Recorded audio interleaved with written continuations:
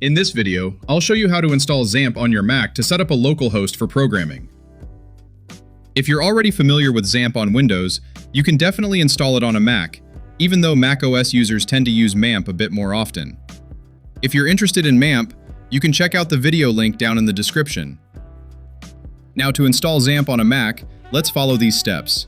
If you use Homebrew on macOS, just open up your terminal and we'll install XAMPP through it. You can search for XAMPP by typing brew search XAMPP, and you'll see it pop up under the cask section. To install, simply type the command brew install --cask XAMPP, then hit enter or return. If you want to install it manually, open your browser and go to apachefriends.org. Then, click on the download menu.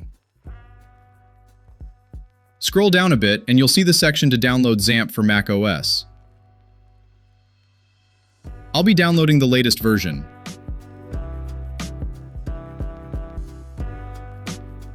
Once the download is complete, double-click the file to start the installation.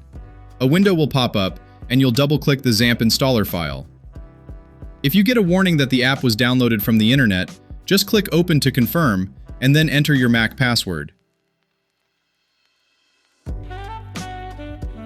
Leave the default settings as they are, and keep clicking Next through the steps.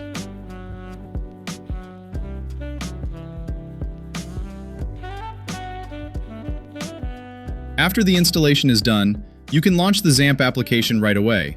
If not, head over to your Applications folder and look for the XAMPP folder. There's an alias ready for you in there. Just click this icon to launch it. The original file is located inside the XAMPP files directory.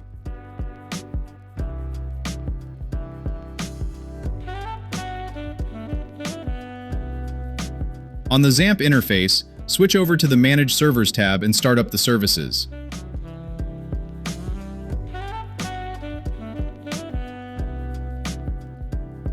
Head back to the Welcome tab, click the Go to Application button, and it will automatically open your localhost page.